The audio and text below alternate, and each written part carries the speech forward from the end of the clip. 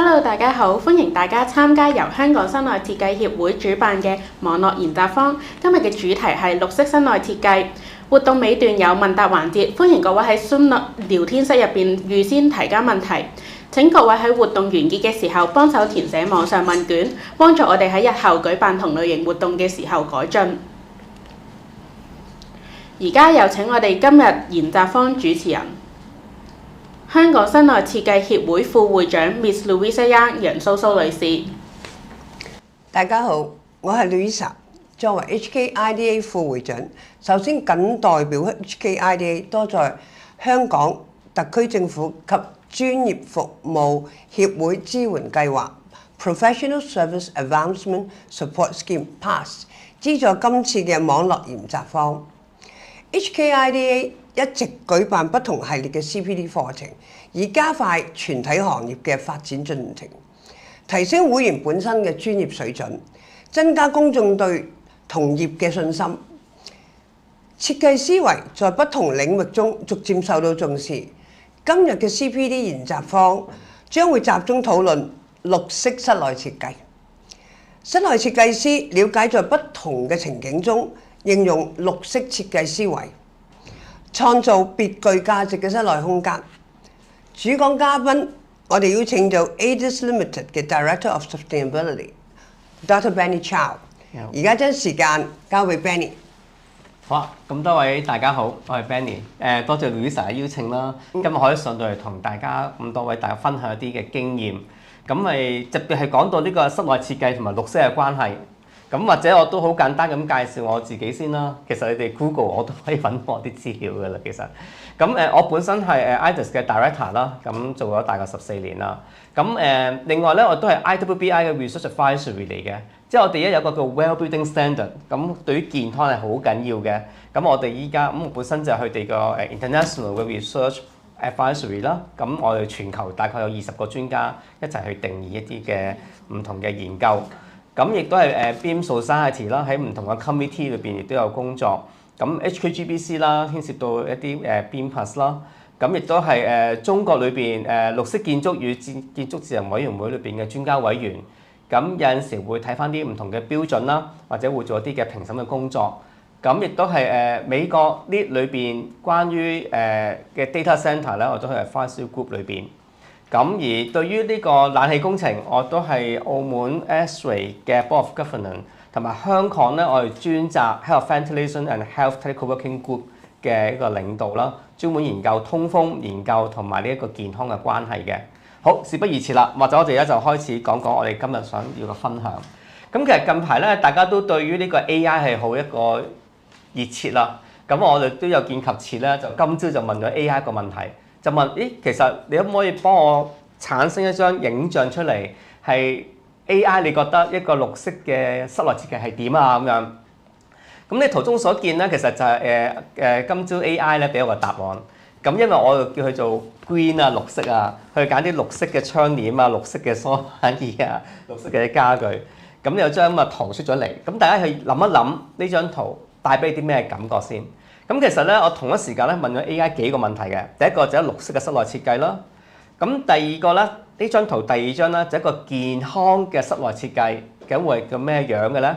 咁呢一個係一個 healthy 嘅 interior space 嘅時候嘅一個樣。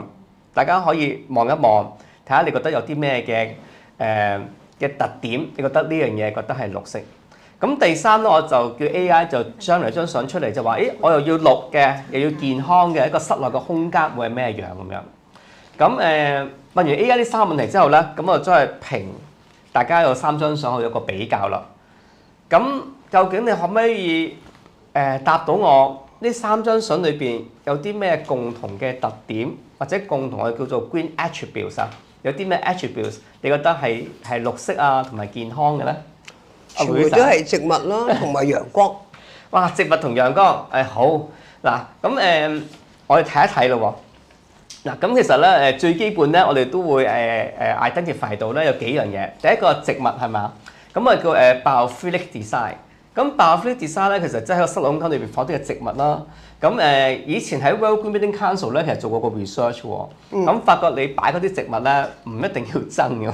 原來你擺啲植物雖然唔係真，係啲仿真嘅植物啦，其實嗰個psychological 同埋對於你個 productivity 咧，嗰個 impact 基本上係好接近。所以其實咧當然有真嘅植物嘅擺真啦。咁第二個就個 natural light。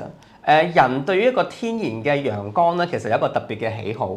咁我哋喺室內設計裏邊咧，覺得一個綠色嘅室內設計啦，一定要有陽光嘅因素嚇，無論多多少少都好，我需要有一個 natural light。咁我稍後咧會有特別嘅篇章咧去介紹點解需要有個自然光對人嗰個關係，其實同我哋與生俱來嘅結構有啲關係，等會講一講。咁另外第三點咧就係一個exterior view， 即係話咧人喺個室內空間裏邊咧，好希望接觸到外邊。佢唔想喺雖然我哋喺個空間係得4埲牆圍住我哋，不過我哋希望其中之有啲地方係可以接觸到外邊一個外邊嘅景觀。咁好簡單例子，原來發覺你住醫院，你個床位喺望到外邊嘅時候咧，你會早啲出院嘅。咁有啲 study 大家都會講一講。呢個好 interesting。係啊，我哋其實生理同心理互相係有個互動嚇。咁我哋其實室內設計其中之一個咧，其實係靠一啲我哋無形嘅一啲嘅。即係當一個有形嘅空間啦，去令到我哋一啲無形嘅感覺能夠可以帶到出嚟。咁呢個就係嗰個嘅 marriage 嗰個質素。咁亦都有乾淨嘅空氣啦，空氣唔乾淨嘅會睇到噶嘛。點解乾淨係空氣？咁 look and feel 就係成個感覺個 spatial design 好緊要。咁呢個咧就係話我問 AI 嘅時候咧，咩叫做綠色啊？咩叫做健康嘅室內設計咧？佢就做呢3張圖俾我。咁我發覺咧都幾好喎，即係我哋就第時冇工做嘅真係。咁其實除咗頭先AI 去俾到我哋睇到一張圖嘅感覺之外咧，咁我哋正式嚟講咧，其實仲有其他元素咧喺張圖係冇表達到嘅，係啲咩咧？就以下呢4樣嘢。咁第一個佢冇表達到個 indoor air quality。其實我哋前幾年都經歷過疫情啦，哇咩PM2.5啊、PM10啊，嗰個 CO2 會唔會太過高啊？其實大家開始有啲關注，我哋呼吸嘅每一啖嘅空氣影響緊我哋自己嘅身心靈嘅。咁我哋個空氣質素係點樣咧？咁我哋需要注意。如果一個空氣質素唔好嘅室內設計嘅環境，咁我哋點可以叫佢健康咧？係咪？咁或者 thermal comfort 呢張圖都冇講到，我哋一定要有適當嘅溫度咧，去平衡翻我哋自己身體嘅 thermal balance。咁呢個都好緊要，同個 productivity 有關嘅。咁等間我會 call 一啲嘅例子。咁另外張圖永遠都表達唔到㗎啦，就係個 noise and acoustic。其實我哋喺一個室內環境嘅工作咧，如果你個噪聲係太大，或者好多唔同嘅滋擾，或者一個極端係太靜嘅時候咧，其實都會影響我哋嘅生產力。咁所以一個嘅 healthy 或者係 green 嘅 workplace 叫做，咁其實 acoustic 咧係一個都好重要嘅因素，啲人亦都唔可以係去忽略嘅。例如一個 meeting room， 究竟你用 double glaze 啊，定中空玻璃，定單浸玻璃咧？其實同你嘅 STC 即係嗰個sound 嘅 transmission 或者 sound isolation class 啦，咁其實係會有好大嘅影響，咁我哋都需要知道。access to amenities 咧，其實就即係話咧，我哋雖然就係設計一個室內嘅空間啫。我哋究竟有幾近能夠可以接到外邊嘅一啲 amenity 咧？例如食飯嘅時候，可唔可以去公園坐下啦？或者我由翻工或者放工嘅時候，會唔會經過一啲好宜人嘅地方，然後釋放翻一啲嘅壓力？咁呢啲其實都同個室內設計同個地點會有啲關係。其實好啦，咁頭先就講一啲 AI 俾我哋嘅嘢啦。咁依家我咧就梳張圖咧，其實就講緊呢個 World Green Building Council 全球嘅綠色建築議會。其實佢前幾年咧就對於一個 workplace 啊，一個工作嘅地方，究竟有幾健康，同埋嗰個 productivity 同埋人嘅 well-being 呢3樣嘢諗住咗。咁所以其實嗰本嘢咧，其實就講緊呢個叫做我哋叫BBP 啦，即係 business case of 呢個 better places of people，better places for people 係啦。咁裏邊咧就講到一啲 health well-being 同埋 productivity 嘅關係。啱啱你呢張圖咧，我 show 緊俾你睇咧，就係一個室內嘅空間裏邊唔同嘅 attribute 啊，佢諗啲嘢同 AI 啲諗啲嘢差唔多，咁都係 AI 抄佢啦嚇。應該咁佢覺得咁我哋睇睇少少細項啦。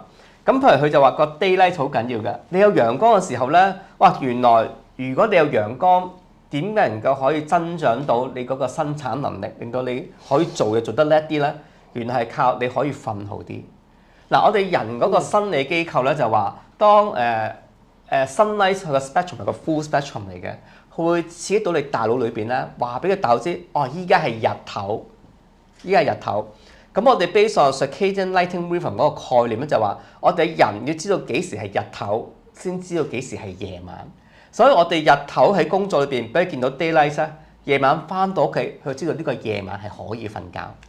咁所以我哋有 daylight 嚟講咧，我哋可以個 study 裏邊啊，啲人能夠可以瞓得好啲嘅，可以瞓多46個分鐘，差唔多成個鐘。你越瞓得多，改善到你睡眠嘅質素咧，你生產力就會越高。咁所以有 daylight 嘅人咧，其實夜晚係會瞓得好啲。noise and acoustic 啦，咁其實好多 staff 都會啊。其實如果你係太嘈嘅話咧，好多 distraction，咁發覺咧佢哋個 performance 係會減低嘅。咁所以有好嘅 noise 咧係可以 improve 到佢哋個 performance 咯。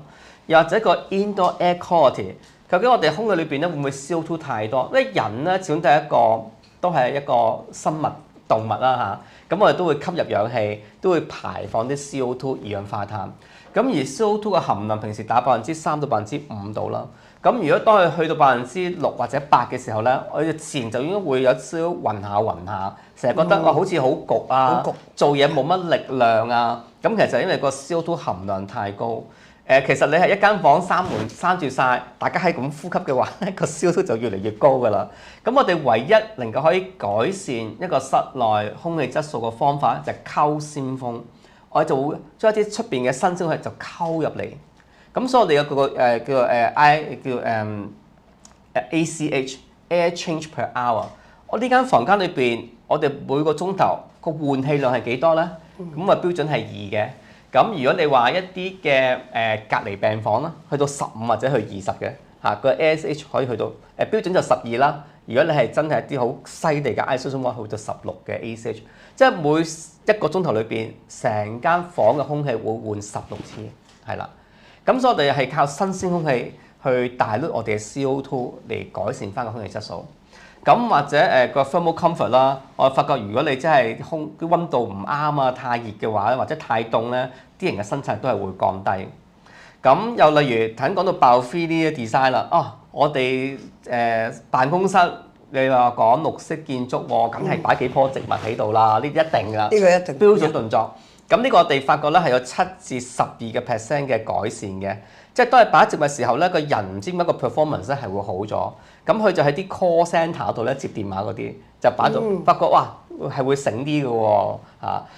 咁佢哋亦都同時間另外一個 research in parallel 做咗，就一個 control case 啊，佢擺一啲唔係真嘅植物，擺一啲假嘅植物，一樣 work 嘅喎。即係原來係可以呃到人咧嗰個 bio-free 嘅感覺，係個感覺嚟嘅。總之見到綠色就會係好啲，可唔可以咁講啊？自然，佢覺得佢係自然嘅一部分嘅時候，或者有生命或者有自然界喺度咧，佢就唔知有個共同嘅一個 resonance 啊。咁佢係個人係會 perform 得好啲嚇，可能有活力啲啦，又有生命啦嚇。咁有真嘅植物梗係好啦，不過通常物管咧就好驚啊，又唔好擺真嘢啦，好難維去保養啊咁樣。其實擺假嘅都得嘅嚇，不過當然我唔係建議你擺假嚇。咁所以呢個咧其實都好多嘅研究啦係講緊。咁所以我哋話咗啲咩嘅 design features 啦係咪啊？咁見到IAQ 咧講講 indoor air quality 一個室內嘅空氣質素咯 ，thermal comfort 溫度要適中啦，要有 daylight 嘅見到陽光真係好緊要嚇。我哋多多少少都要啲嘅，同埋你陽光係一個 light rendering 對於個色溫咧，其實都有好大嘅幫助。咁同埋陽光另外仲有一個好處咧，就係話咧 sunlight 同 day 咧就話陽光會改變佢嗰個嘅 intensity 同埋裏邊嘅 quality，即係個色溫會改變，個光會改變。其實人咧係需要有一個改變嘅環境咧，係去刺激到自己，令到佢活得更加好嚇。即係一個環境不變嘅時候咧，佢覺得自己都唔需要變，冇乜活力。而啲環境係變緊嘅時候，個人係會活力多咗。咁呢個就係個 study 裏邊嘅研究啦。頭先講到啲bio-free design， 綠色嘅植物好緊要啦。Interior layout 係咪好 spatial design 啦？呢啲室內設計師就最了解啦。Look and feel 感覺上如何啊？Active design 啊 ，amenities 同埋 location 呢個都好緊要。咁我哋做呢啲所謂嘅室內設計，一個綠色啦，或者係個環保或者健康，咁嘅時候我通常會兩邊一齊去做嘅。一邊就係話我哋要知道自己可以有啲咩可以度得到。嗱即係 no measurement 就 no improvement 啊！我哋一定有啲嘢度到嘅時候咧，先至覺得自己可以有啲個改善係嘛？咁譬如我哋啲空氣裏邊有一個嘅冇一個雜質啦，咁我哋可以度啦。CO2 sensor 好多時都有嘅，一啲比較大嘅 space 裏邊每一個松裏邊咧，我哋都會要求擺一個 CO2 嘅 sensor 嚟到 make sure 如果個 CO2 嘅量大嘅時候咧，就會自己加鮮風落去。咁我哋所有一啲嘅所謂 lecture theatre 嘅 design 咧，好多人聚嘅地方咧，我哋一定會擺個 CO2 sensor 喺個回風位嚇，就係當學生太多嘅時候，咁個 CO2 量一多，我就俾鮮風啦。如果唔係學生瞓着咗咧，其實就唔關老師事，其實係嗰個機電設計有問題，唔關嘅老師事嘅，其實真係。咁頭先亦都講到個 ventilation rate 啦，我哋會唔會有 comfort 啦，換氣量係幾多啦 ？air velocity 會唔會太凍啦？因為本身皮膚係攞嚟散熱嘅，咁我哋可以靠呢個風速幫手做散熱。咁humidity 咧，其實同個濕度有關。其實濕度係一個間接嘅關係。即係話，如果我哋室內空間個濕度會太高，相對嚟講，咁我哋空氣裏邊，我哋嘅皮膚咧就比較難去排熱啊。因為本身個 evaporative 個 evaporative rate 就會減低。咁所以我哋通常室內個空間裏邊嘅濕度，如果控制50%至60%咧，就對我哋排熱係有幫助。咁我哋身體可以自己 regulate 翻自己嘅 body temperature， 而從而可以 improve 到個 productivity 咯。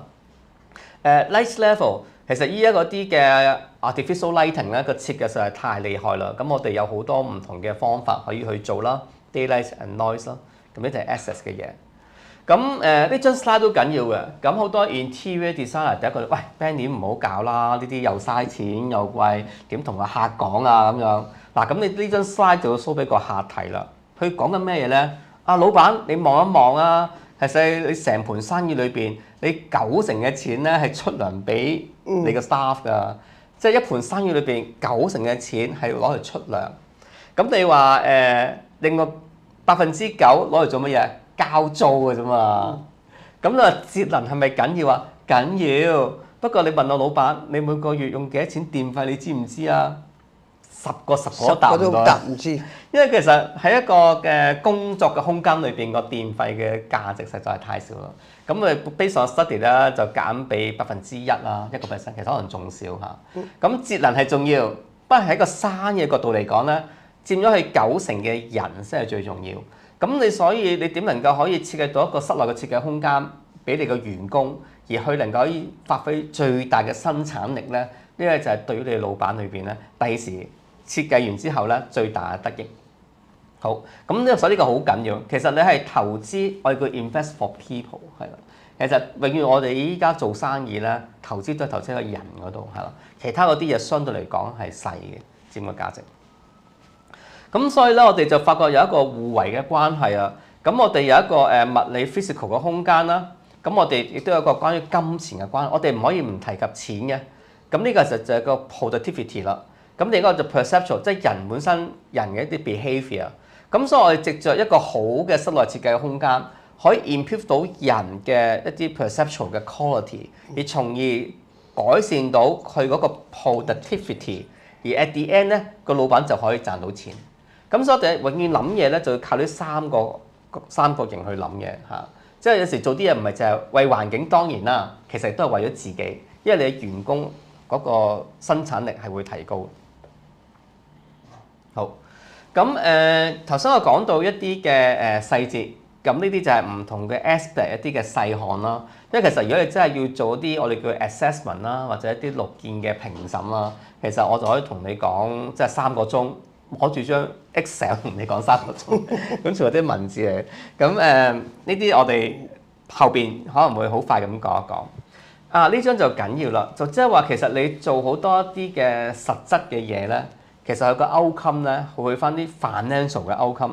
譬如第一個absenteeism，即係話如果你個工作環境係設計得好啲嘅時候咧，其實啲人係會病少啲。你諗下一個員工病1日或者2日，對於你嘅損失係幾多？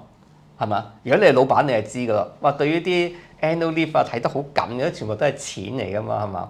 或者個員工係翻咗工，不發覺做嘢好渣嘅，咁啊失測個生產力好低嘅嚇。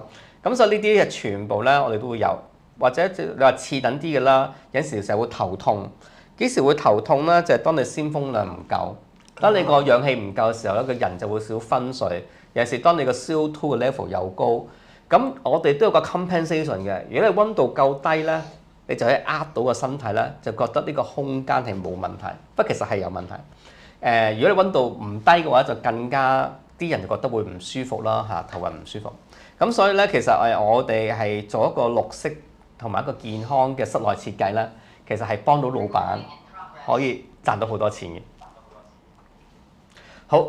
咁你就話啦，好多其他嘅嘢，我哋可以點樣能夠可以去做呢個 study 嘅咧？咁樣，咁其實我就會通過一啲嘅資料嘅搜集啦，我哋會去現場做一啲嘅量度，甚至乎一啲嘅觀察，跟住我哋會問員工一啲嘅 survey， 即係其實咧，始終人嘅 perception 咧，我哋都要靠透過一啲嘅溝通、一啲嘅問卷、一啲嘅訪問嚟去攞翻出我哋所要嘅資料嘅。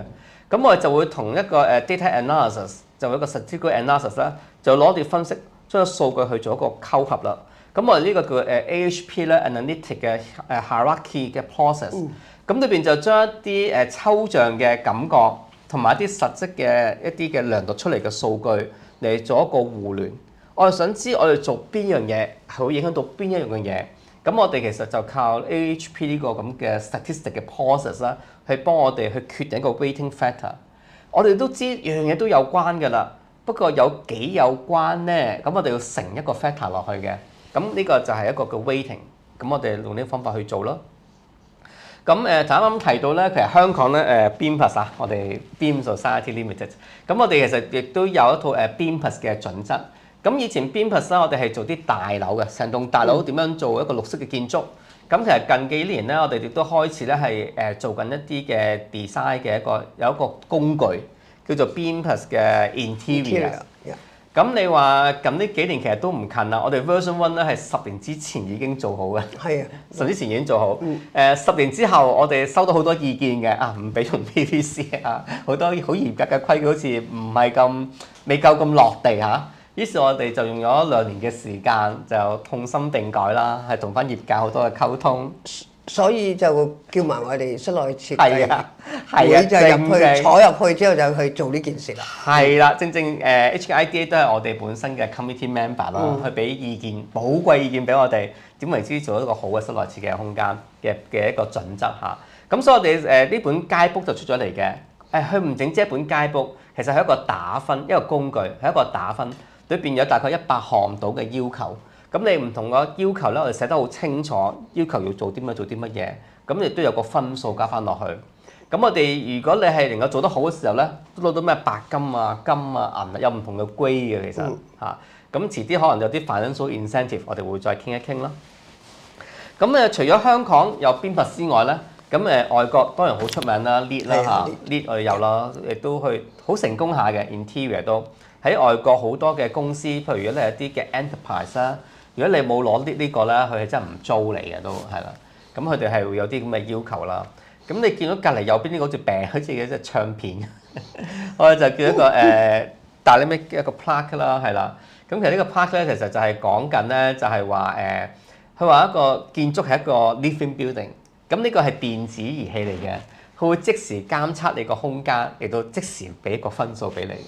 呢個即時打分嘅呢個好犀利，呢個係咯，咁近呢大概我諗2年多到3年，有個好新興嘅標準就叫 Well-Being Standard， 就講健康嘅係啦。咁我自己都佢哋嗰個 International 嘅 Research Advisory Board 裏邊啦，咁係俾意見。咁佢Well-Being Standard 咧就唔係講你節能啦，係講健康嚇。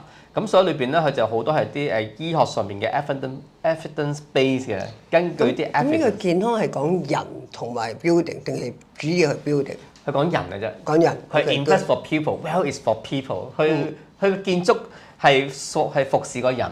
OK。咁所以係一個 people-centric 嘅 approach 嚟嘅嚇。咁佢係講人點樣人喺一個環境裏邊可以活得健康。咁健康咧唔淨止係身心靈嘅。譬如你個福利啦，即係譬如你做 well-being standard，連你 HR 嘅 benefit 佢都要管嘅。譬如我冇產假啦，例如當我有需要嘅時候，咁我可以HR 點樣幫到我啦？好，飲啖水先。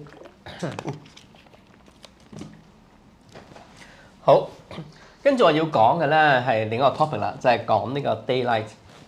咁當然好嚴格學術嚟講咧，我哋就會分開 daylight、sunlight 同埋呢個 skylight。咁唔係個個人識得分，不過其實三樣嘢都唔一樣嘅。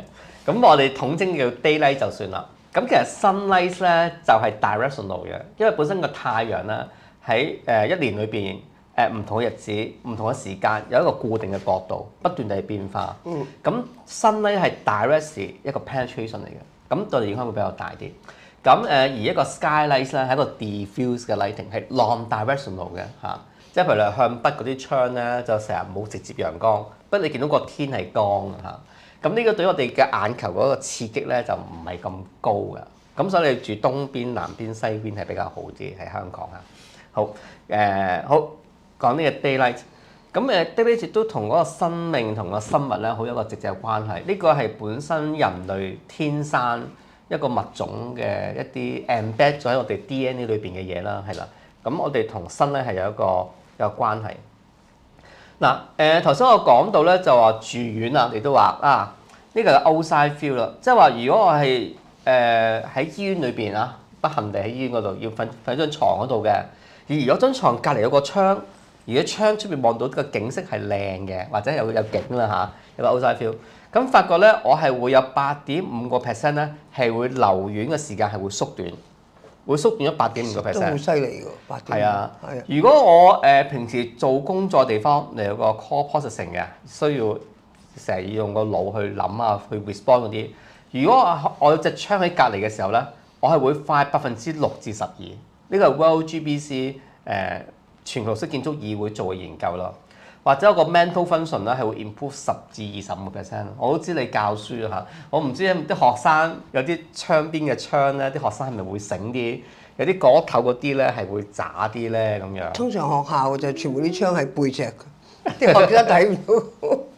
係啦，咁就講到 daylight 啦。咁其實 daylight 咧有樣嘢我哋都會用嘅，即係譬如我哋設計啲 mall 啊，啲大嘅商場咧。我哋一定會開少少 skylight，我哋會當然會 control 啦，因為會太熱啦。不過我哋一定會俾啲日照咧，係會滲落嚟個牆裏邊嚇。原因咧就係呢句啦。當嗰個牆裏邊係有日照嘅時候咧，你嗰個 retail sales 啊係可以 improve 15%至40%。即係啲可能啲女士啊，見到陽光個牆裏邊啲嘢會靚啲嘅，就會買多啲嘢啊嚇，15%至40%。咁而作為工作嚟講咧，個生產率都可以 improve 到18%啦嚇。咁如此類推。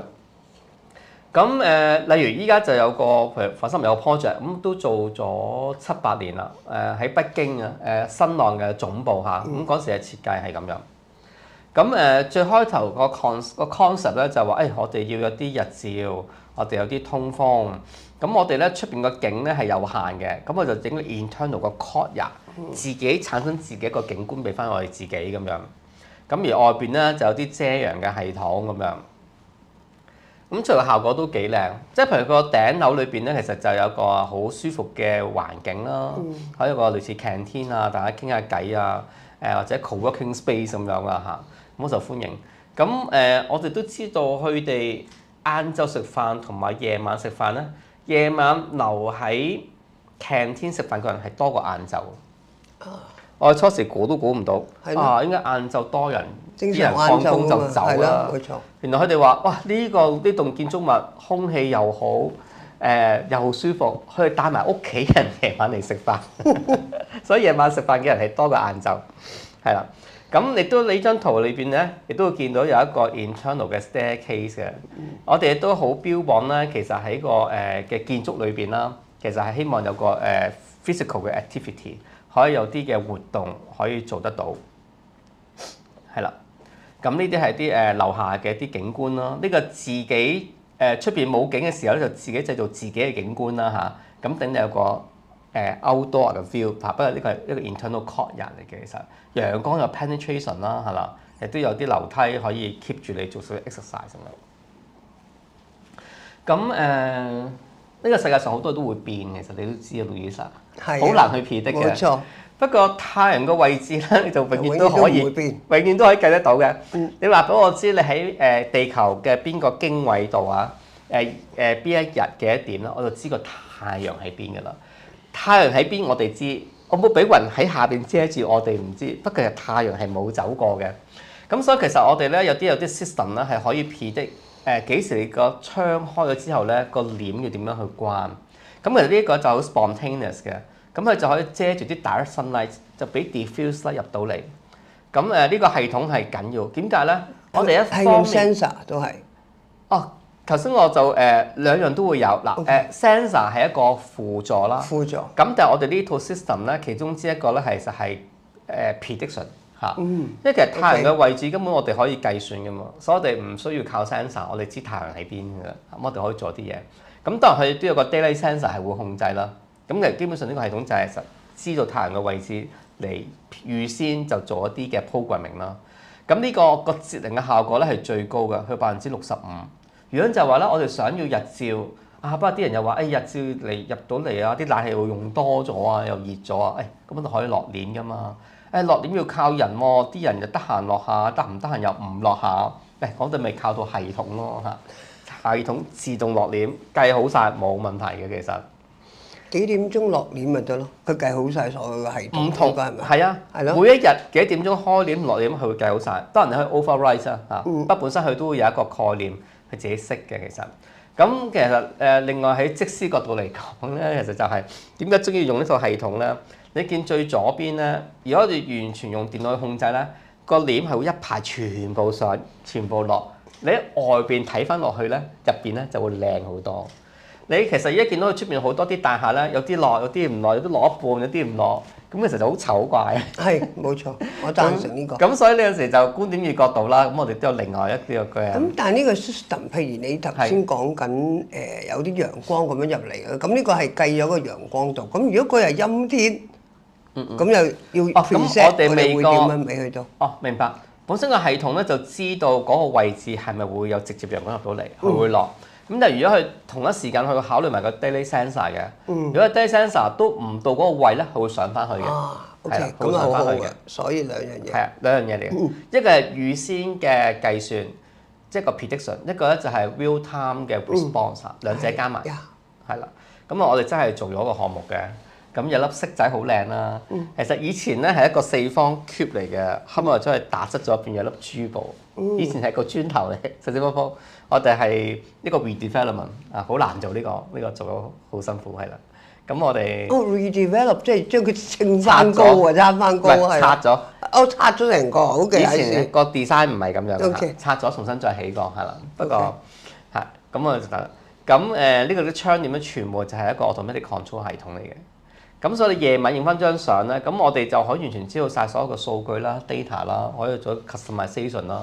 或者你話依家啲人講 net zero 要節能嘅，節幾多我哋知道嘅其實。咁夜晚你見到啲簾咧就好齊整啦，啊，即係唔會又上又落。好靚喎！咁係一系列嘅啦。咁呢個就關於嗰個 daylight 啦。咁另外咧就講一講少少呢個生物啦。我以前都係醫學院嘅，adjunct assistant professor 係啦。咁我就係研究 infectious disease 啦。咁其中之裏邊咧有啲相關題目就係研究個 physiology 人體嗰個嘅生理。咁我哋咧就有個叫做 light circadian design， 就即係話咧用中文嚟講咧就好簡單啦，日出而作，日入而息，係啦。即係人咧對於嗰個太陽個角度咧，就同佢個色溫有關。當佢個太陽越低嘅時候咧，佢穿過嘅雲層或者個大氣越多，咁所以佢 diffuse 越犀利，所以表會偏向橙色或者黃色。咁我哋咧技術上嚟講就叫做 low 低嘅色溫，低嘅色溫。咁我覺得太陽去到最高嘅時候咧，咁其實佢穿過嘅雲層或者係個空個大氣層就越少，咁佢咧就越偏純嘅白光，叫 daylight， 係啦，咁係白色嘅白光。咁去到落山嘅時候咧，佢又要打側咗啦嘛，咁啊穿過多啲啦，咁就要變翻黃色。咁唔知點解咧？我哋喺個腦裏邊咧，日出同埋日落係黃色呢個概念咧，我哋唔需要教嘅，喺個腦裏邊 DNA 自己有。咁白色就代表要做嘢，佢又自己會有。呢啲係與生俱來嘅，即係啲動物都係嘅其實。所以 office 嘅設計好多時落白燈。係啦，係啦。嗱，我哋咧就要咁樣講。咁頭先就講到少少呢啲嘅 science 啦嚇。其實我哋喺 medical school 做嗰啲 research 咧，你合埋一對眼，佢都知個色溫係點。我哋唔知去啲 sensor 去做呢樣嘢特別嘅。咁佢會控制晒你即係一個生理時鐘。而生理時鐘向咗幾時想食嘢啦，幾時唔想食嘢啦，幾時要有精神啦，幾時需要休息啦。嗱，我哋唔可以不斷地俾白燈嗰個員工嘅，佢會休息唔到啊！我哋要適當嘅時候就做適當嘅事情。咁即係話，如果我喺一個密封空間，我係用個光嚟 control 黃同白。咁道理上佢個心理時鐘一樣咁行緊㗎啦。佢會跟翻嗰個色溫咧，去調翻自己嘅生理時鐘。Okay. 呢個最 classical 嘅 sample 咧，就係一個嘅胎兒喺個母體裏邊嘅時候咧，佢見唔到出邊嘅陽光，佢個生理時鐘大概係3至4個鐘頭就係一日㗎啦嚇。咁所以 BB 仔出世咗之後咧，我冇呢個經驗，唔好意思。佢哋咧成日會飲奶，因為佢哋一日咧係3、4個鐘就一日㗎啦，覺得。咁佢要慢慢咧，你要俾佢照下啲陽光啊，接觸出邊啲嘅，俾咗陽光啦，光暗，所以你唔可以太黑嘅間房。佢就慢慢習慣翻，原來一日係24小時，就唔係3個鐘。咁佢就唔會晚晚喺度喊要你去餵奶㗎啦，其實。呢個係一個好嘅方法，啲阿媽要聽嘅。係啦。係啦，咁其實點解講個生理時鐘咁大關係咧？其實我哋當然係個重點係要關注佢有冇呢個能力去做嘢啦。不過個前提咧就係話你一定要瞓得好。如果你係瞓得唔好咧，你第二日係做唔到好嘅嘢嚇，或者你做得好一日，你都做唔到第二日，你過得15都過唔到15。咁所以點能夠可以有一個良好嘅睡眠嘅習慣？其實好同你個色溫係咪能夠可以合適地去調？咁所以屋企咧，通常就夜晚翻去應該睡覺啦嚇，就唔好搞咁光啦、咁白啦。或者睇手機咧，有啲人要光啲藍光嘅 filter 噶嘛。其實你減咗藍光，咪即係出黃光咯。係啊，係啦，你白揀藍咪出黃咯。冇錯。咁其實即係想令到你嘅眼咧開始覺得依家夜晚啊要瞓覺啦。如果你唔用藍光，繼續用白光，係咁刺激，原來仲係朝頭早嚟嘅喎，所以叫人做緊嘢喎。咁你個 enzyme 咧，身體好奇妙嘅，佢會分泌唔同啲 enzyme 咧，就 push 你去做好多唔同嘅啲 hormones 啊，有個系統咧，會 push 你去做啲嘢，咁令你瞓唔到覺，佢 push 到你瞓唔到覺，你瞓唔到覺，你冇休息，你第二日就唔會有精神做嘢啦。好。咁好彩啊！以前咧，我哋就係得啲 fluorescent tube 啦，啲光管啦，色溫好難搞唔掂。咁我哋好彩有 LED。LED 咧，即係你中意點調色溫都得啦。有時現代嗰啲 LED 真係太靚啊！即係你要記得3000K 俾到你，2400俾到你。佢哋自己已經可以調校到，呢個係最重要，可以買嗰陣時，我哋已經決定到呢一樣嘢。係啊，你用 LED 就可以調個色溫。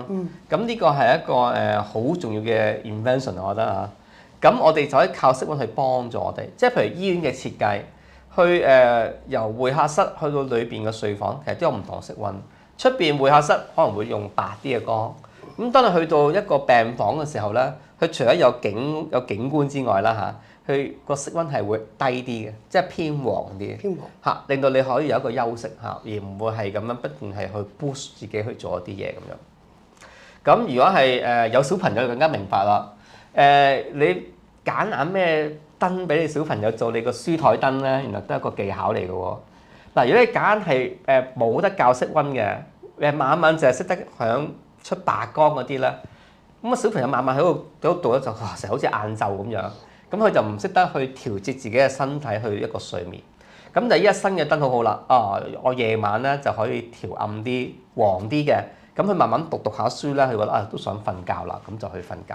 一個作息係一個好緊要。咁當然啦，你話第二日要測驗嘅，咁係咪要開眼白燈等佢谷佢讀多啲咧？唔好瞓覺住咧。咁呢啲就大家唔同嘅做法啦。不過依一個燈佢個 luminaire 嗰個 technology 咧，即係任你想做乜都得。你識用就得啦啊！其實唔使加個幾千蚊嘅咩藍光 filter 嘅，唔使嘅。你眼燈自己識得校色溫就得㗎啦，其實係啦。Light source。所以同搖頭燈冇乜關係。嗱另外頭先我提到咧，其實我哋一個嘅辦公室嘅空間裏邊咧，都好希望能夠可以增加呢個 physical activities。我哋嘅即係個 active system 啦嚇。咁所以我哋通常咧喺辦公室嘅設計，就算我2、3層嘅辦公室咧，我哋都會盡量整一啲室內嘅 staircase 嘅嚇。其實好多大嘅公司得2、3層咧，佢哋都有啲室內嘅梯咧，係佢自己連結。佢唔係話要你慳唔慳電搭唔搭電梯啊嚇，而係本身一個走動好緊要，係啊，尤其是對你嘅背脊啊、腰骨啊、心肺。咁尤其是長期咁樣坐喺度咧，其實係一個好唔得嘅。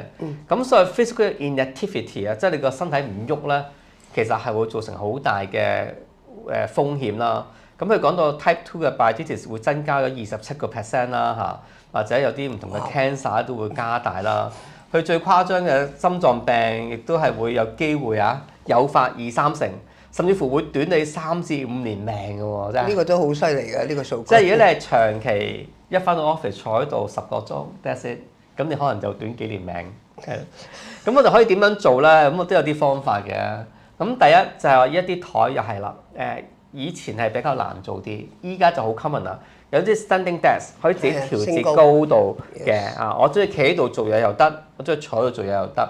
咁呢個其實係對於成個身體嚟講咧，係一個好好嘅一個嘅improvement 係啦。咁呢個係一個 adjustable height 嘅一啲嘅 desk 啦。咁而另外，如果你做嘢嘅時間咧，可以直情係 treadmill， 一路喺度行一路剩，仲可以一路喺度做嘢咧。而家有埋電腦呢個係啦，呢個係絕對可行嘅方法。我聽講 Google 個 CEO 都係咁做嘢㗎咋，係啦，一個 improvement。即係點解咧？其實我哋一日咧希望能夠可以行超過1萬步啦，即係美國嗰個心臟學會裏邊建議，同埋呢1萬步裏邊咧，最好你有30分鐘咯，係一個 active 嘅 activities 係啦。即係你個心跳個 B 嗰個 heart rate 咧係高過100。我真係要行多啲啊！要有力啲去行，你唔係慢慢行係冇乜用啊。有啲人話你啲經紀個日係咁行啦，咪個個好肥啊嘛。其實你要有力去行，咁先至有用嘅。嗰1萬步其實係有要求啊，唔係隨便行1萬步。係要，如果我哋喺 medical 裏邊嘅定義咧，就係你個心跳要100以上咯，係。咁或者有啲公司嘅文化，公司係咪可以大家有時開下會，可以做下運動啊，伸展下啲腰骨啊咁樣咧？咁公司文化其實係可以幫到手嘅。中國人呢樣嘢做得好好嘅。係10分就好。嗱，呢個就我個 part 1，我總共有3 part 嘅。依家我仲有幾多時間？你仲有差唔多1個鐘頭嘅。哇，咁快就好。咁我可以慢慢所以我哋可以慢慢再喺度深入少少講嘅。好，咁我咧都會略略咁會經過第2同第3 part 啦，因為啲比較技術嘅嘢咧，我好詳細講就好悶啦，反而又想留多少時間，大家一啲嘅對答可能會有趣啲。好，咁第2個我想講咧就係一啲所謂我哋依家嘅雙碳，即係點樣做啲零碳嘅建築。嗱，咁我哋有幾個標準啦，例如沒有綠建材就沒有綠建築，所以建材好緊要。咁喺個碳嗰方面咧，其實我哋叫內含碳 （embodied carbon），即係話我哋做一個室內設計嘅時候，我需要嘅物料咧，其實佢都需要好多碳先可以做成嘅。譬如一張台，可能係要煉鋼啦，要熔啦，跟住做啲 assembly 啦，要做運輸啦，或者啲地氈，我係點樣去做成啦？其實作為一個室內設計家，喺佢哋選擇建材嘅時候咧，亦都選咗個 carbon tag 啊，叫做，即係其實你每一件你個決定咧，其實都有個 carbon 嘅排放量貼咗喺嗰件產品度嘅。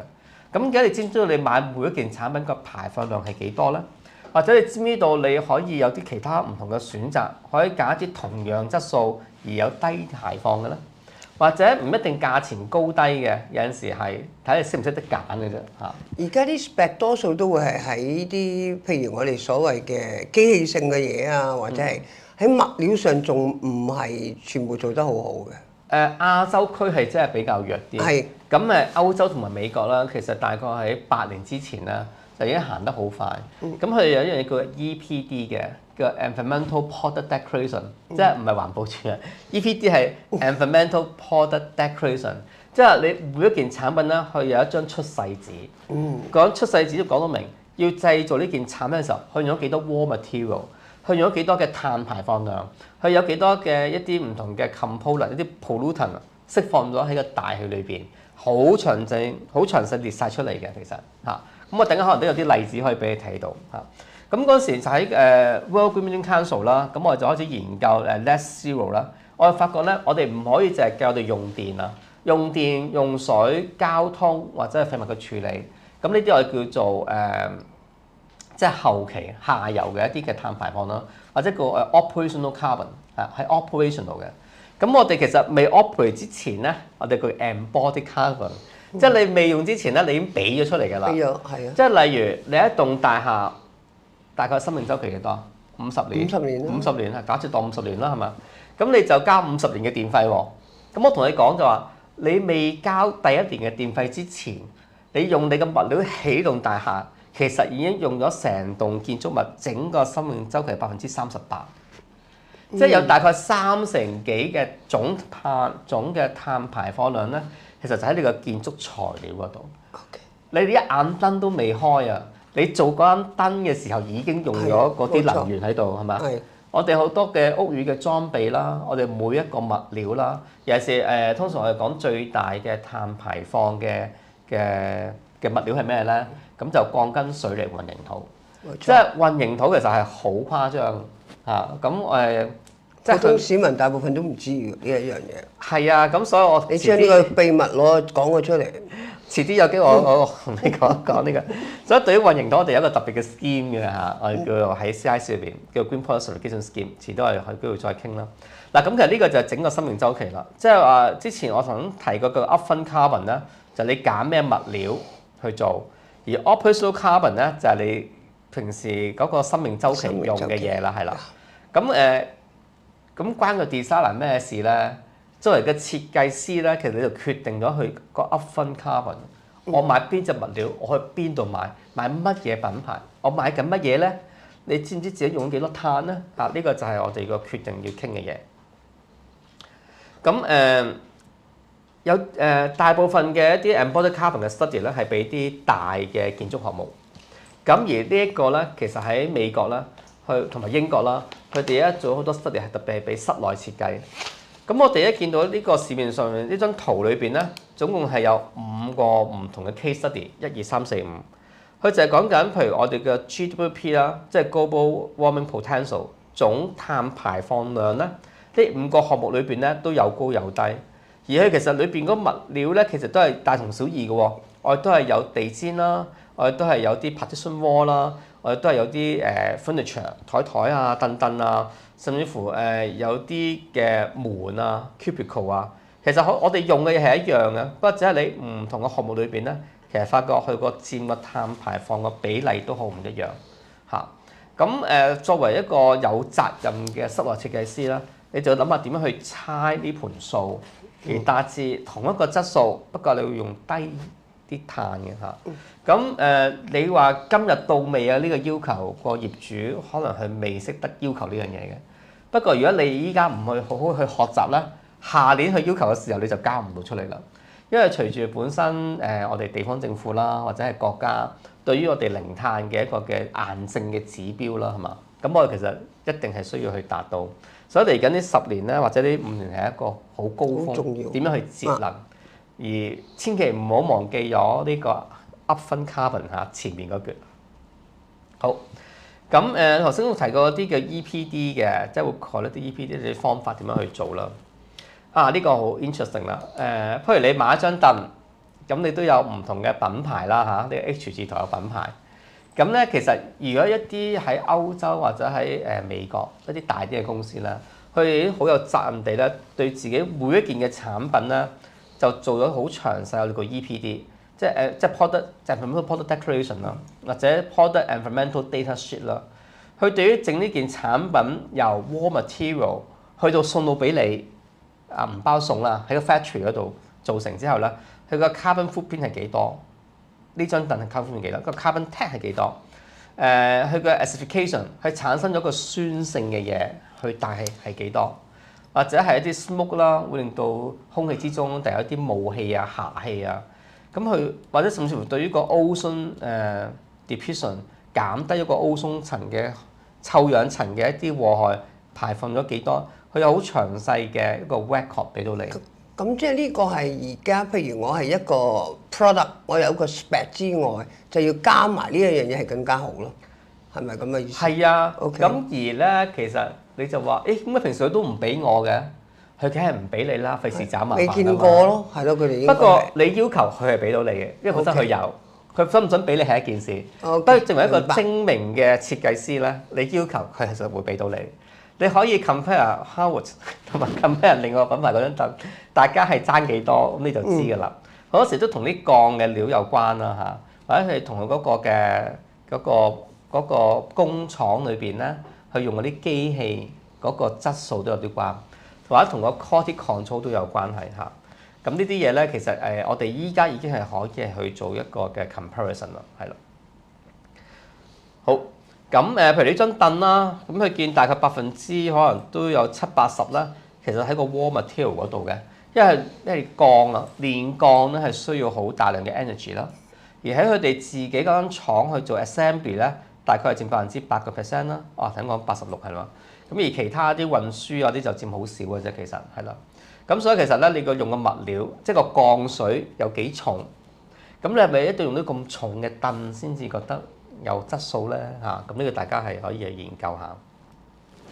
咁作為一個interior 嘅 designer，咁佢會點做咧？咁通常我哋就會 prepare 幾個唔同嘅 scenario 嘅。咁第一個咧我就叫一個 baseline scenario，business as usual，一般業界我就會點樣做，作為一個基準。咁跟住我哋做咗個 low embodied carbon 嘅一個嘅 approach 嚟睇下點樣搞。咁呢度咧就一啲嘅數據啦。咁我哋就將一啲 office 裏邊咧，會用到啲 carbon 嘅啲嘅 component，就 base on 個 BQ 就拆咗出嚟。咁你會見到佢拆咗啲門啊、窗啊、啲地氈啊、啲 glazing 啊、laminated casework 啊。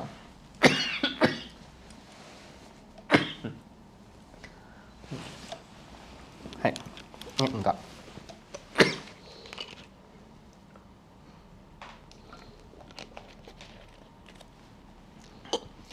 或者啲油漆咧，咁我哋都會拆出嚟嘅。咁我哋就可以知道咧，唔同嘅 category 咧，佢相對個碳排放量係幾多咯？嚇，咁呢個 baseline。咁啊，基於個 baseline咧，我哋就可以做個 scenario two 咯。即係如果我哋有個更加好嘅設計嘅時候，又做到同一個質素嘅，咁其實會低咗幾多咧？咁你計可以低咗45%嘅，差唔多去到。咁所以咧，其實好多時好多嘅做法，其實係個設計師佢自己嘅選擇。咁對於呢一個嘅用料嗰方面嘅一個決定咯。咁而我哋都係研究埋個 MEP 嘅系統啦，嚇 MEP 嘅系統裏邊，咁你唔同嘅選擇，佢對個碳排放量會係幾多嘅？好，咁第二 part 就係呢度咁樣就講完啦。咁我而家就譬如講埋最後一 part 啦，第三個部分。咁第三部分咁啊擺喺最尾咧，因為啲係最冗長啊、最悶啊，啲人最唔想聽嘅。因為其實正式做綠建咧，或者係做啲所謂嘅評審啊，咁又做啲 BIM assessment 咧，咁其實都好 tedious 嘅嚇。裏邊啲要求咧，亦都係分得好細嚇。咁所以我就大概會同你哋過一個嚇。如果你有要求嘅，你揾我或者揾其他嘅 consultant 啊幫你哋忙，咁會快手啲去處理。嗱我哋做綠建咧，其實就都係分開5大範疇啦。以前我哋就講呢個4者環保嘅，節地、節水、節財、節能加室內環境。咁而室內設計裏邊咧，我哋就講緊係一個integrated design 啦，嚇我哋個 IDCM 啦，同個施工會溝咗少少關係。因為發覺一個施工團隊對於嗰個出嚟嗰個 product 嘅 quality 咧係有影響嘅。咁管理亦都有關係啦。咁用嘅物料有關啦，用嘅 energy 有關啦，用水啦，同埋一個 health and well-being， 即係我哋嘅indoor environmental quality。好，咁各位朋友嚇，如果你喺個 screen 度睇咧，可能啲字又真係太細啦。咁其實基本上咧，我哋整個綠建評審嘅系統咧 BIM Interior 就會分開大概100個唔同嘅細嘅項目啦。咁而喺項目裏邊咧，我哋就會做啲嘅有唔同嘅要求。咁我就睇睇你嗰個嘅項目能夠達到幾多，咁有個分數打翻落嚟。咁你將啲分數加埋晒咧，咁就係成個項目嘅總分。咁我就可以評級評到係銀啊、金啊定係白金咯。好，咁頭先第一個就係嗰個 IDCM 啦，就講 Integrated Design and Construction Management。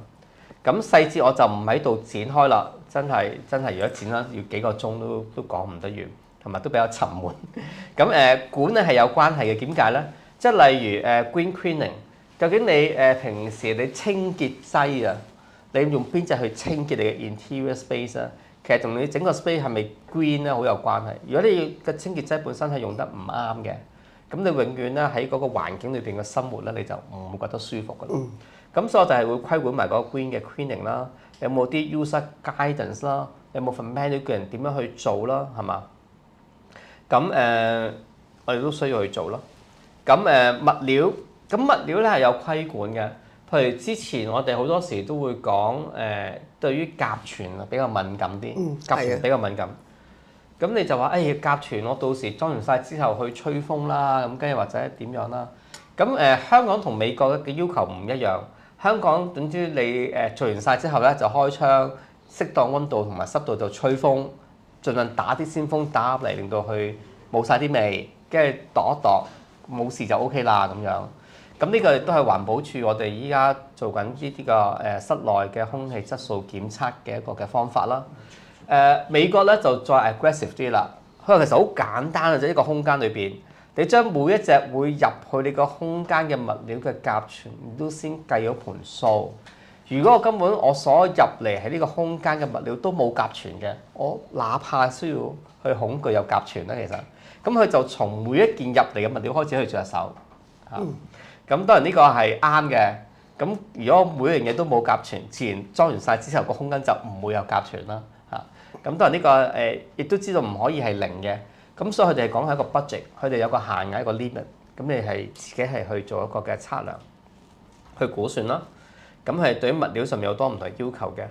咁energy 咁對於一個室內設計嚟講咧，我哋對 energy 就有要求，不過個比分唔係咁重啊。因為其實本身大部分室內佢哋用嗰個 rated power 咧，其實都唔係爭好遠嘅啫。而佢哋唯一爭得遠咧，其實係嗰建築設計本身爭得遠。咁而建築設計唔係我管㗎嘛，我點可以計落嚟咧？咁樣呢個唔着數啊。咁所以我哋喺評審呢一個interior 室內設計嘅時候咧，我哋就比較少咧係去對於 energy 我哋係有關注，不過就唔係最關注嚇。我哋有分擔。咁水啦，我對於用水都好緊要啦，水係一個好重要嘅資源啦。咁我其實放得最大部分咧就係個 health and well-being， 即係我哋對於譬如你個設計裏邊有冇一個 biofluid design， 有冇啲親大自然嘅嘢啦？我會 inclusive 嘅 design， 有冇考慮到有啲有需要嘅人係咪可以 fully accessible on 你嘅 interior design space 啦？你個 enhanced ventilation， 除咗我政府要求最基本嘅健康同安全嘅要求個通風量底下，你會唔會有額外嘅通風量而改善個空間咧？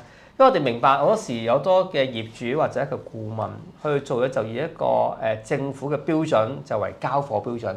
不過我哋可以話俾你知，政府嘅標準係最基本嘅標準嚇。咁而所有6件嘅評審咧，如果做到政府或者法例嘅要求咧，係幾多分啊？0分。我哋一定要係做比政府要求更加好，先至開始去計分嘅嚇。咁都係同一個嘅理念嚟嘅啫，其實。咁我哋都會管個 acoustic 啦，會管一個 indoor air quality、indoor quality 啦、thermal comfort 啦。我哋對於 artificial lighting 咧都有特別去睇嘅，即係例如我哋一用好多 LED 燈，咁我哋都會用一個color rendering index， 究竟個 CRI 個值咧有幾原色咧？我哋會要求一個比較偏高少少嘅值嚇，因為我哋覺得要靚啲，即係比較 full spectrum 嘅顏色先至係比較重要咯嚇。咁其次仲有其他嘅 innovation 嗰項，咁呢個加埋晒咧就會係成個我哋BIMPAS 嗰個系統裏邊咧嘅一啲要求。一般個頭先你講嘅 BIMPAS 呢個系統要去做一個 assessment， 大概你估要需要幾耐時間？其實明白。一般嚇。其實佢咧就同你嗰個設計咧係同步走嘅啫。同步走。咁你知室內設計有時都比較短啦。我睇下個項目大小啦，可能2-3個月。同建築真係爭好遠嘅，我哋係可能最少都2-3個月嘅，而家都係。即係如果講設計嚟講2-3個月，咁你施工嚟講就大概半年，哇3-4個月都係啊。係啦，設計可能個零月就即係成件事可能大概半年之內可以做得完嘅。咁你呢個編排評審咧係同步嘅，同步一齊做，係。係啦，咁即係唔係話啊我做完先俾你評審，一定冇可能啦，你都冇嘢好評審啦，你都做唔到你嗰個係嘛？綠建評審嗰個嘅精神咧，其實係同個設計一齊同步。OK 得，呢個好緊要。即係除非你本身自己嘅設計師都係一個綠建嘅顧問啦。咁其實我哋好多時好多係個 documentation 啦，即係唔係淨係睇最終結果，仲睇埋個過程，其實係咯。咁兩隻。咁反而如果你係做綠建啦，你對於嗰份 tender specification 有啲要求啦，即係對於你俾 contractor 要做嘅嘢咧，你要寫翻多少少落去。如果唔係個 contractor 唔會幫你做嘅，係咯。咁即係話，如果係咁個 contractor 本身，如果自己又攞咗一啲 certification，係做呢樣嘢做得好嘅，又會唔會加分啊？我哋本身綠建評審，如果講 BIM+ 嘅 interior 咧，其實分開兩部分嘅，係 design and construction。哦，OK，所以兩者都有要求，兩者都有要求，係啦。即係譬如你話頭先講到空氣質素嘅，咁我哋一方面要求你設計時候嗰把風扇個鮮風量要計啱條數啦，有足夠啦。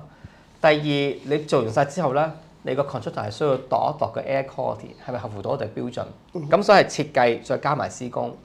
又例如你驗水板，我哋對於你嗰個水嘅系統，我哋有要求設計。咁你做完晒之後咧，你攞完嗰個水標啦，咁我哋都要求你做啲水板去證明翻你個水質係冇問題咯。咁所以兩者都要一齊做。咁所以綠色建築設計，即係綠色設計同綠色嘅施工咧，係相輔相成，係啦。好，咁呢個咧其實就係整個 BIM+ 嘅一個精神啦。咁我就好快咁，其實就講咗今日要講嘅3大部分啦。咁希望大家都能夠可以有少少嘅得益啦，亦個重點係可以 inspire 到你去再諗多啲嘢，同埋都解釋咗一啲比較 fundamental 嘅一啲嘅理念。咁等大家能夠可以去更加容易去掌握翻。綠建唔係為咗打分嚟做嘅，其實綠建係為咗for people，都係為咗人，為咗人嚟到去做。好，咁呢個係為歸依咯。嗱，因為其實咧就有好多條問題咧，都由現場嗰啲今日嚟做睇咗我哋呢個節目嘅設計師啦，或者係參與嘅人都問咗一啲問題，再加埋我自己咧，亦都好多問題要問嘅。OK， 第一樣嘢我想講先，問一個比較好多人都想知嘅。咁如果我哋聽完頭先阿 Benny 你所講嘅嘢，有啲係同物料有關，有啲同我見到有一個題目佢哋寫咗㗎。咦，咁我全部用晒天然物料咪得咯？佢哋諗緊會唔會嗰個 carbon 啊，或者係嗰個排放量會好啲啊？即係因為佢哋選購物料，即係嗱咩叫天然木啊？我用雲石啊，即係咁樣，我唔用塑膠啊，我唔用鋼啊，係咪會好啲啊？即係以你嘅經驗，聽完呢句嘢，咦，你會點樣答呢個可能係設計師問嘅問題啊 ？Yes or no 啊？係啦，係啦。嗱如果係以embodied carbon 嚟講咧。天然物料係相對嚟講係會用少啲嘅碳，係啦。不過如果以 life cycle 嚟講咧，我哋都要需要考慮佢個 life cycle 係咪 doable。例如我前嗰排幫一間銀行去做啲室內嘅設計嘅，咁就講緊呢一個地線嚇，講緊個地線。咁究竟係用 metal 好啊，即係嗰啲 curb，定係用木好咧？譬如 MDF 咁樣。咁最終咧，我哋嘅決定咧，係用翻 metal 嘅，不過我哋用一隻咧係特別靚啲嘅 metal 啦，嗰隻係咪 JAP 咧？係 JAP 嘅一啲嘅，佢啲 profile 其實用嘅物料好少嘅啫，係 aluminium 嚟嘅 extrusion。係啊，用嘅物料好少，咁但係當然佢嘅碳排放量係高啲啦。用 MDF 咧係會低啲嘅，低可能大概60幾嚇，或者唔止添。不過咧你用 MDF 咧，你每大概3年度咧，你就要去換嘅。係啦，生命力大概3年度啦，因為佢會花啦，會剩啦。咁佢哋覺得係一個咁嗱，如果你係大概係慳咗60度，咁即係去4成啦。咁你3年4×3=12，咁其實又會高過佢咯喎。即係如果你計一個office，平時我哋裝修係計10年嚟講，你 MDF 如果你用呢個 aluminium exclusion 嘅一啲嘅地線，咁你可以用到10年，都係好靚仔，冇問題，唔使換。你用 MDF 咧，每逢3年要換一次，而 MDF 個碳排放量你加埋呢3年換咗3次之後，做其他嘅嘢啦，咩施工，咁其實你碳排放量係差唔多嘅。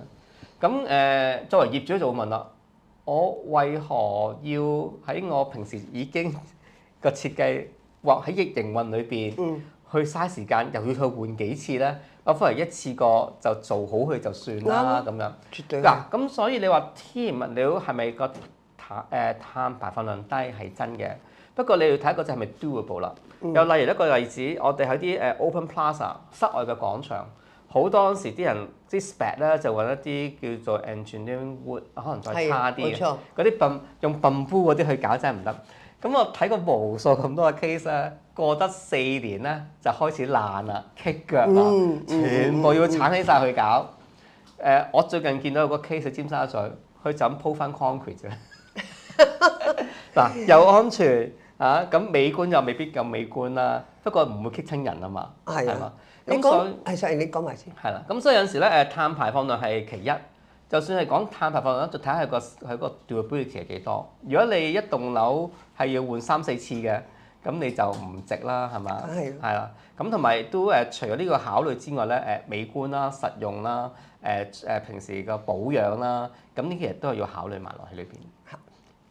因為我接住個問題，我就係問緊啦。因為而家咧，無論你係講緊我唔講 office 咧，我講嘅大家最常接觸嘅就係自己屋企。係。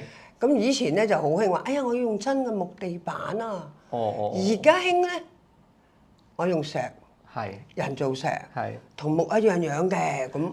咁好啦，咁人造石又 durable 喎。人造石唔係石嚟嘅喎。我知啊，係啊，梗係佢哋唔明啊嘛，係啦。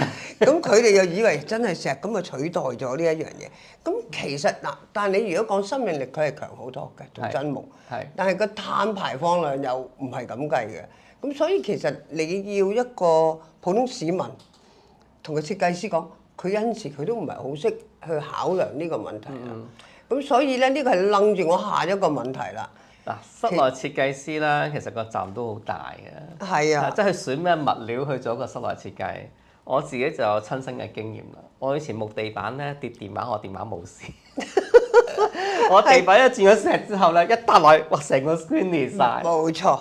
即係呢個咧就係好比較實質啲，平時用嘅時間啦。我都未開始計唔計嗰啲係咪碳排放量。人造石就唔係真係石嚟嘅，係實啲 resin 嘅製品啦。個碳排放量都唔高嘅。石頭個碳排放量係唔高，不過佢運輸即係 extraction 係唔高，不過運輸係高。因為本身你運輸其實係同個重量有關，同埋你附近有咩石場啊？嗱，你買嚿真石雲石，你唔會喺深圳買啊。你喺意大利買啊，你喺澳洲買啊，你梗係即係或者日本買石翻嚟啊，係咪啊？咁你去睇石噶嘛，咁嗰個運輸其實係個碳排放量係相對嚟講就高㗎啦，係啦。咁啊木係咪低咧？咁木都係相對嚟講係低嘅，不過唔耐用係一個問題。係啊。咁所以我哋新一批我哋叫用MET 嘅Mass Engineering Timber。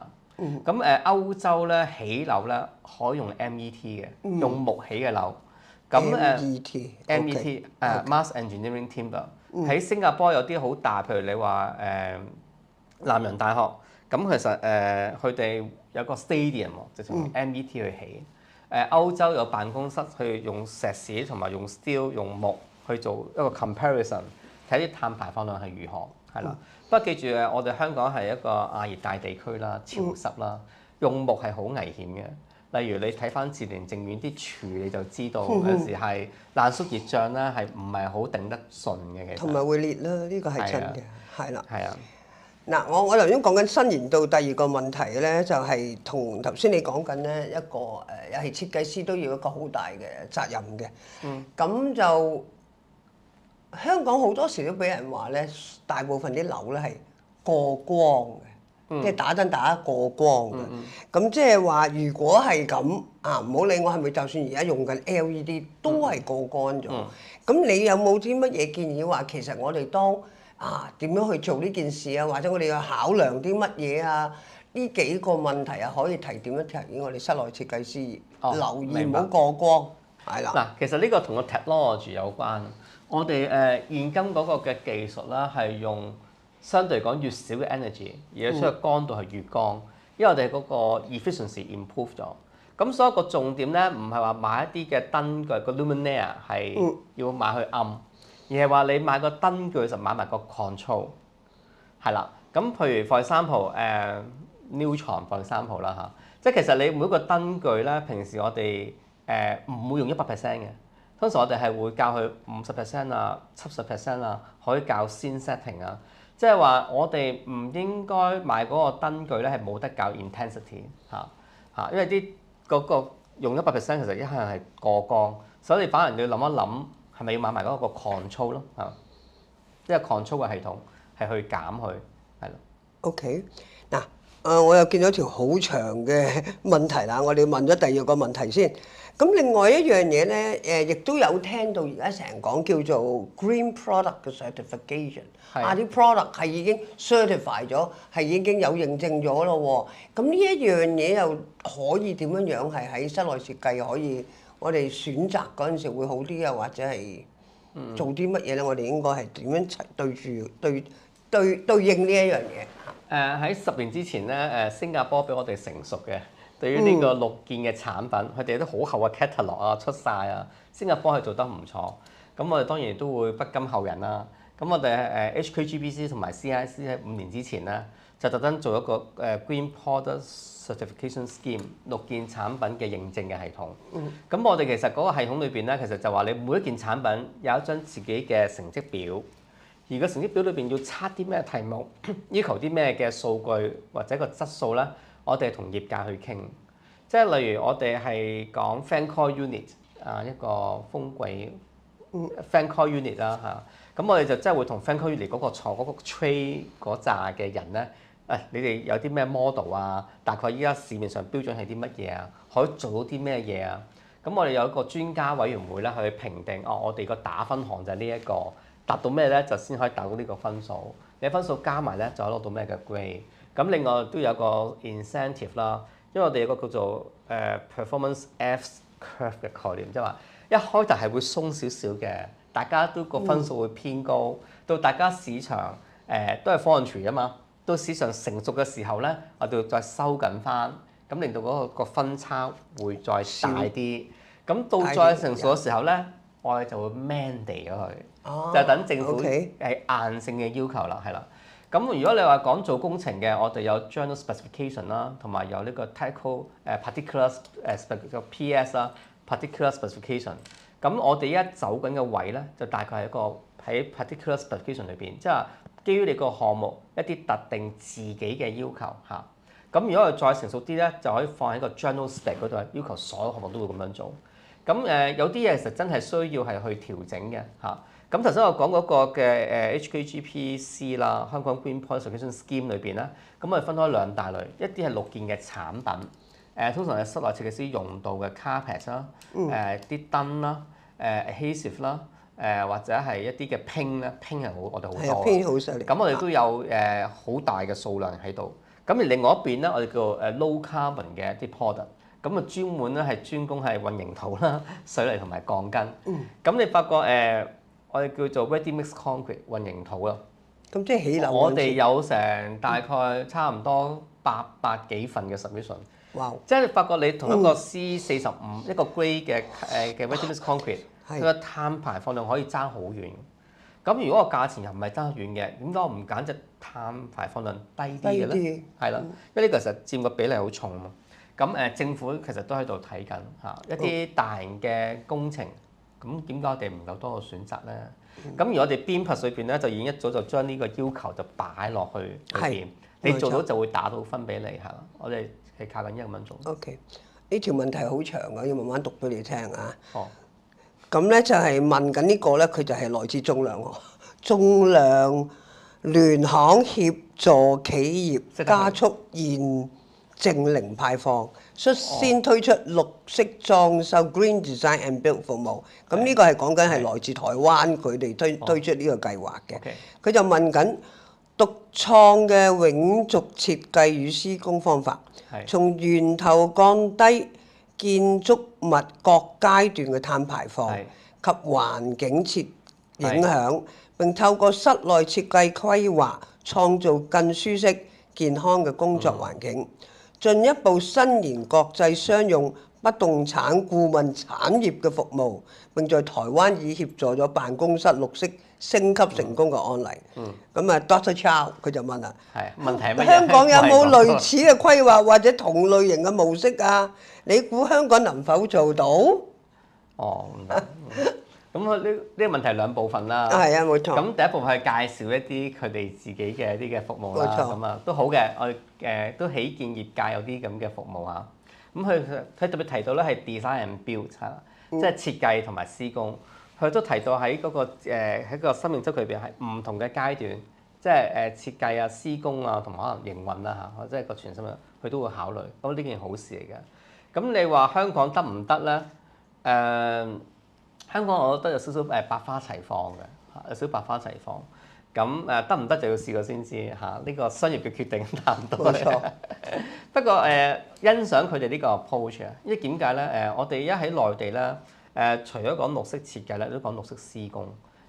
設計同施工兩者相輔相成嚇。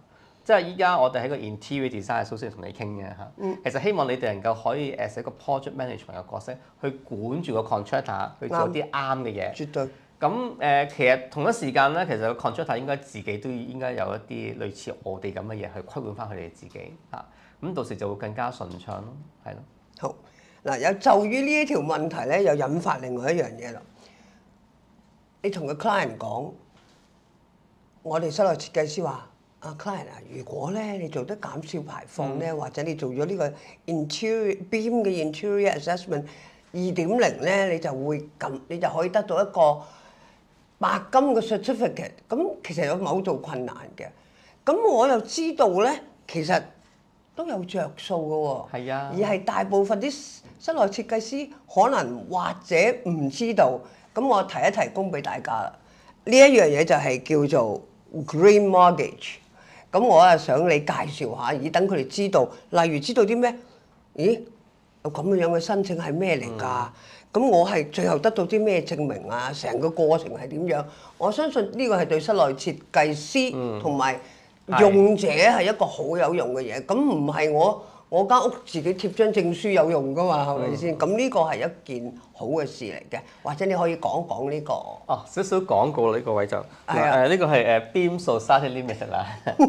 即係我哋當然好最心想有啲綠色評審嘅工具啦，去幫助業界去一個指引點樣做一啲好嘅嘢，亦都有一個評審嘅系統，公平公正、透明公開地咧去做啲嘅評審。咁所以我哋評審出嚟個質素咧係有個認可嘅，有認可。咁我哋前幾年亦都諗到就係話咧，綠色建築唔係自己做嘅，亦都唔係就咁擺喺學校或者擺喺自己辦公室。其實應該要同個社會個生命經濟週期咧係要有一個嘅接合點。咁啱啱嗰個年代開始就講緊 ESG 係啦，即係 ESG。冇錯。咁 ESG 係一個好大好 popular 嘅嘢，而家係。咁去由上天到下地，所有都可以係 ESG 包住咗。冇錯。咁我哋第一件事咧就係揾銀行，即係其實佢哋係銀行係百物之母啊，百業之母。咁啊揾銀行就話咧，其實我哋做綠嘢，喂，我冇啲嘢可以大家諗啊。咁佢就諗，喂，其實我做 mortgage，我都要揾啲 marketing 嘅方法去推唔同嘅 mortgage 嘅 package 啊，減少少俾你有乜所謂啫？嗱，不過我唔知咩叫綠嘅喎，你有冇話到俾我知咧？喂，得。於是我哋就將我哋成個系統咧就 sell 俾啲銀行嘅商家去聽，佢哋哇咁 rigid 嘅喎，咁公平公正喎，哇成幾百頁嘅報告，啲嘢其實真係清清楚楚嘅喎。嗱咁樣啦，總之嗱你講我就信啦，嗱我就認你嘅啫。嗱我自己唔係搞綠色嘅，你搞綠色嘅，咁總之係你認證咗係 green 嘅，我就係叫 green 啦。咁所以譬如而家香港你做一啲嘅按揭嘅時候咧。咁佢即係有啲銀行咧個叫 green 嘅 mortgage。如果你本身個設計係有綠色嘅認證，例如 BIM+ 嘅 interior 啦，或者其他嘅，咁佢會有一個特別嘅 discount 俾到你，一個優惠。即係對於佢嚟講唔係一個好大嘅事情，話上佢對於嗰個 marketing 嚟講，我覺得自己係啊，佢係本身銀行咧好關注自己啲 ESG performance，佢好希望喺佢哋嗰個 business model 裏邊咧做啲嘢係會 contribute 到佢個 ESG，而呢個 green mortgage 咧就正係一個雙贏嘅一個方案，佢又做到生意。個業主嚟又可以有個好啲嘅incentive，一個 financial 嘅 incentive。咁而做我哋一啲綠建嘅，我哋都推動到個社會去邁向更加綠。咁所以一個三贏嘅局面嚟。咁係非常之好嘅。其實咧，今日我哋即係聽咗好多啦，亦都要自己消化下啦。尤其是我哋做 interior design 嘅，因為好多時覺得，唉，我哋都係好點講啊？成日都覺得自己係啊，我哋係消耗量好大原材料嘅一個行業嚟嘅。我哋會點樣係可以綠色到啊？或者係咁，其實呢個概念而家已經好舊㗎啦。係應該我哋而家行翻啲新嘅方法。所以其實我哋今次搞呢一個 Green Interior 咧，都係希望等大家認識得多啲。嗱，嚟緊我哋會繼續仲係有呢一樣嘢，可能會再深入啲係去到講到BIM嗰個 assessment 點樣可以幫到我哋嘅。咁另外一樣嘢咧，咁我亦都希望我哋一路我哋嘅無論我哋嘅會員啦，或者香港嘅市民見到咧，都應該係要知嘅。因為再嚟緊我哋會再深入去講啲乜嘢咧，可能要 Benny 亦都可能會再要被我邀請上嚟，再去深化下嘅咧，同埋一啲我哋真係好想知道嘅就係物料啦。咁啊，點去做啊？點樣叫物料好啲啊？係點樣又可以減低排放碳啊？咁所以成件事係應該會對我哋成個行業啦係更加好嘅。今日咧就好多謝啦，又有題目我啱啱彈入嚟嘅喎，係啦，Dr. Chow， 請問你公司如去做新嘅項目，係咪基本上所有客人都會要求有 Green Design 元素去幫企業完成呢個 ESG 指標？有邊啲指標係客人必定會要求設計師去考慮嘅？如果做住家客，係咪呢方面需要少啲？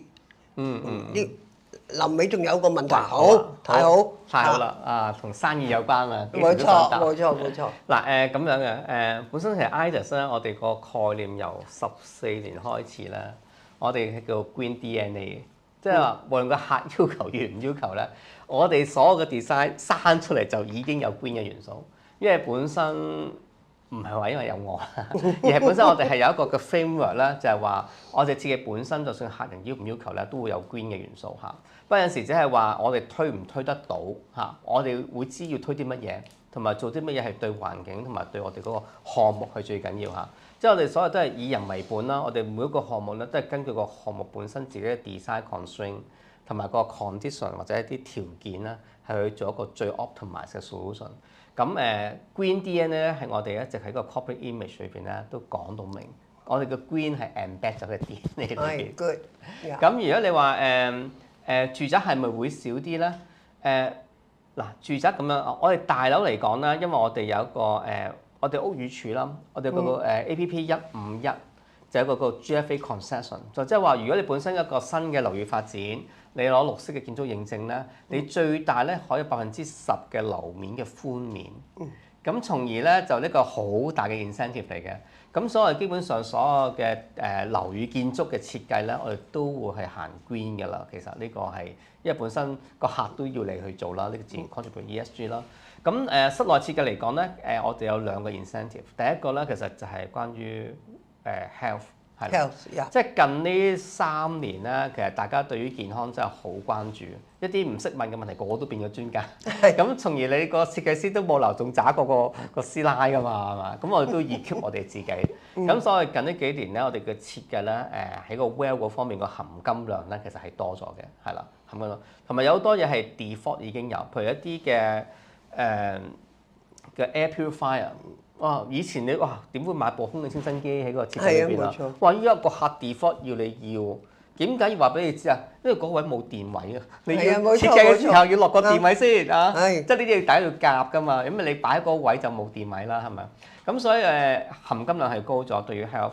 咁啊對於 ESG 嚟講咧，咁佢就睇 cert 啦。點解咧？你 ESG 都係一個 evidence base 㗎，即係你有啲嘢做咗，咁你攞到張證書啦，就係一個最大嘅實質嘅 evidence 去 document 咗你嗰個 contribute 咯，係啦。係，即係非常之豐富啊！今日識到嘅知識，令我咧又身為室內設計師啦，亦都係身為一個室內設計嘅教學者咧，咁啊又可以講多好多嘢同啲學生講啦，等於我哋班未來設計師係更加着重喺呢個。咁所以 Green Interior， 我諗而家呢個係一個大趨勢嚟㗎啦，咁我哋都要做嘅，係咯。咁未見到新問題啦，咁我哋就好多謝 Dr. Chow 今日嚟幫謝我哋嘅，係啦。好多謝大家嘅參與，聊天室入邊有網上問卷，請各位幫手填寫。最後有請我哋嘅副會長 Louisa 頒發感謝狀俾我哋嘅演講嘉賓，有請 Dr. Benny Chow 接受感謝狀。好啊，好。